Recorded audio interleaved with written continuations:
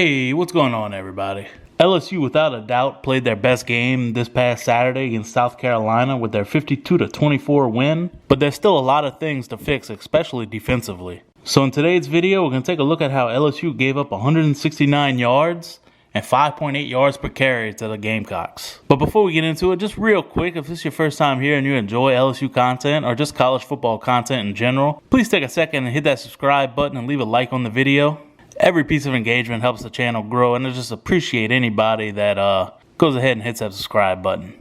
So the first play we're going to look at is actually Carolina's first play of the game, and it's a jet sweep going to the wide receiver, number 13. The fullback and the running back circled are his lead blockers. And the first thing I really want you to notice on this play is there's really no misdirection. It's just a basic jet sweep. So normally on these jet sweeps, you see the defense over pursue, but in this case, number 13, Shi Smith, just beats anybody from LSU to the corner.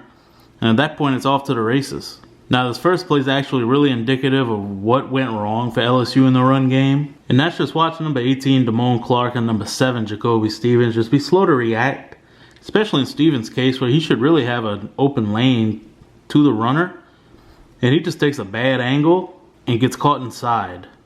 Now, the second play, which I believe is Carolina's second play of the game, the TV crew does a good job illustrating it later, but this is essentially just, again, Damone Clark and number 97, Glenn Logan, just both taking inside and not keeping outside contained when the running back cuts it outside. And this is another play where Clark initially takes his step up, but then again he takes another weird angle to where he kind of is running laterally rather than north and south.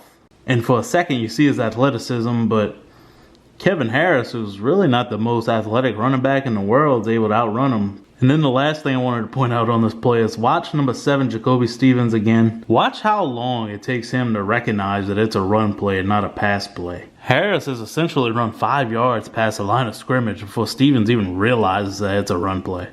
This third play, which takes place late in the second quarter, I think the first thing that's kind of easy to notice is that when the South Carolina quarterback calls for the ball, look at what the LSU defense is doing. The left side of LSU's defensive line is like 4 to 6 yards off the line of scrimmage. So I think that right there shows some of what Ed Orgeron was talking about the play call getting from the sideline to the field and just the defense not being ready. As you can see, number 99, Jaquelin Roy, is still standing up at the snap, so he loses that low leverage. But he's still able to fight off his block and is in position to make a tackle for a 1-yard gain on the running back. But he makes a slick little cut to the right, and LSU has nobody in the middle of the field. I thought the lack of effort by Damone Clark here is quite noticeable. He's still fooling around with his face mask at the snap. He kind of gets driven off his spot by the blocker and ends up running right into Jacoby Stevens. And the guard from South Carolina is essentially able to block both Clark and Stevens on the play. And then just a little food for thought here to keep piling on Damone Clark. Go back and watch Devin White. And I know there's only one Devin White, but just go back and watch the way he reacts to the play, the way he attacks the blocker, just his overall attacking and aggressive nature.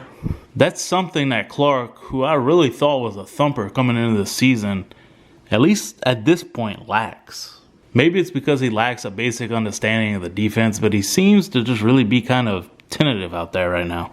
And then finally this last play early on in the third quarter.